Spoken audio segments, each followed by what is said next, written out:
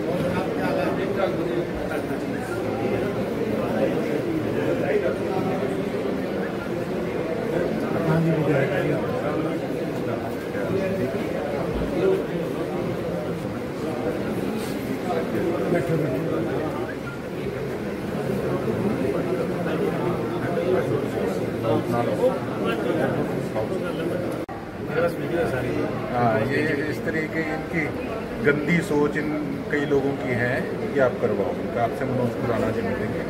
और इसको पीए जो भी है ना मेयर का, इसको आप बता देना, कहना अगर इस तरीके से पक्षपात वाली बात करेगा तो आके घेराव करूँगा इनकी नगर परिषद में। तब तो हम कुछ नहीं थे, अब तो परमात्मा की और सरसा की जनता के आशीर्वाद से अब तो जो मौका दिया है, इनको बोलना मैं छेड़ नहीं रहा आपके काम को, इसका ये मतलब नहीं है कि कमज़ोर समझ लो, है ना। इनको समझा देना थोड़ा सा मेरी तरफ से, ठीक है, ठीक है। हाँ, आपका तो ठीक है,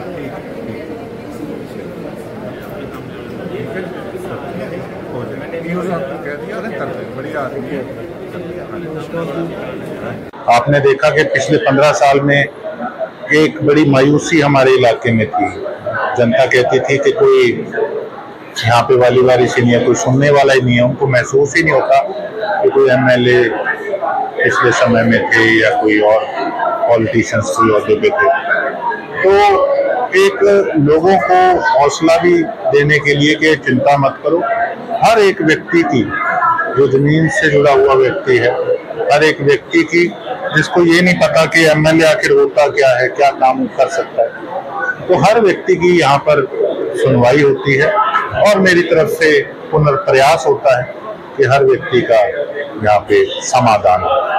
तो पिछले दिनों सीएम साहब आए, प्रशासन की तरफ से लिपापोती की गई, सड़क को बना दिया जाता है, चौक लगा दिया। हालांकि हर साल करोड़ों रुपए आते हैं सड़कों की मरम्मत के लिए, लेकिन जब कोई वीआईपी मूवमेंट होती तभी ये काम होता नहीं था। आमतौर पर सड़कें टूटी रहती है, पानी की व्यवस्था नहीं होती। तो मैं सीएम साहब से बात करूं कि कुछ ऐसे नेता हैं जो हर राजनीति घराने में जाके जिन्होंने मलाई चाटने का काम किया, वो जरा साथ हैं, वो केवल अपना उन्हें सीधा करने के लिए, अपने स्वार्थ के लिए, जिन्होंने पूर्व मुख्यमंत्री जो थे, जितने भी विधायक या मंत्री रहते हुए उन्होंने सिरसा की दुख तकलीफ से उन मुख्यमंत्रियों को भी पुरानों कभी अवगत नहीं कराया था।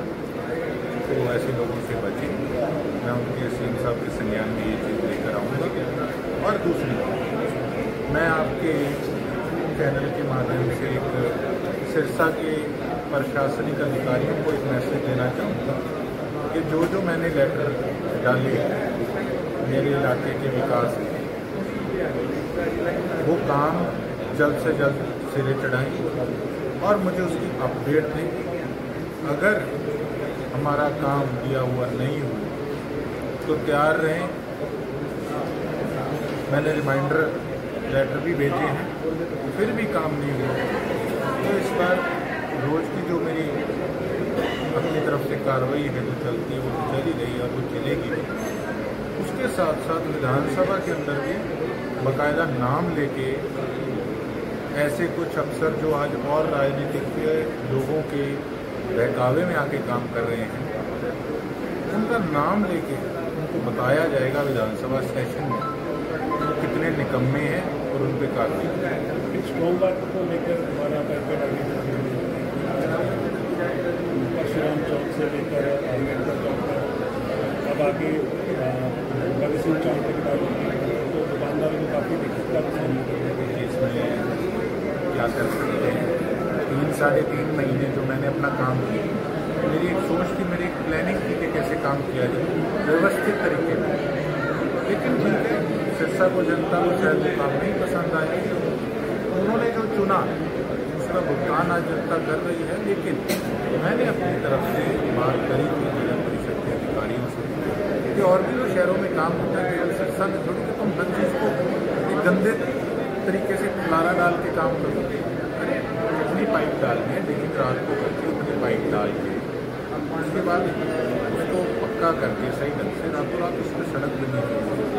लेकिन भाई अब जो तरीके जनता पहले देख चुकी है, अगर लोगों को उसी हालातों में रहना है फिर उसमें तो रब रख रहे हैं, क्या कर सकते हैं। गोकुल, संडे को इंसिडेंट हुआ जब मुख्यमंत्री सिरसा आए तो मनीष सिंगला जो बीजेपी के लीडर हैं उनको पुलिस के डीएसपी द्वारा धक्के देकर बाहर निकाला गया, लेकिन उसके देर शाम ही या अगले दिन ही उनसे माफ़ी मंगवाई गई। पूरे इंसिडेंट को लेकर आपका क्या रिएक्शन है? सर मैं सॉरी,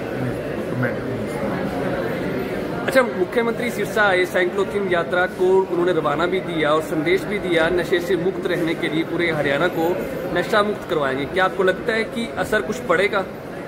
प्रयास तो करने ही चाहिए। तो मैंने अगर हर गांव के अंदर अपनी वैध की जो ग्रांट होती है, मैंने ग्रांट उसमें से अगर मैंने 2 लाख के चुन देने का काम किया, मैंने भी इसी सोच से किया कि नशे को कम किया।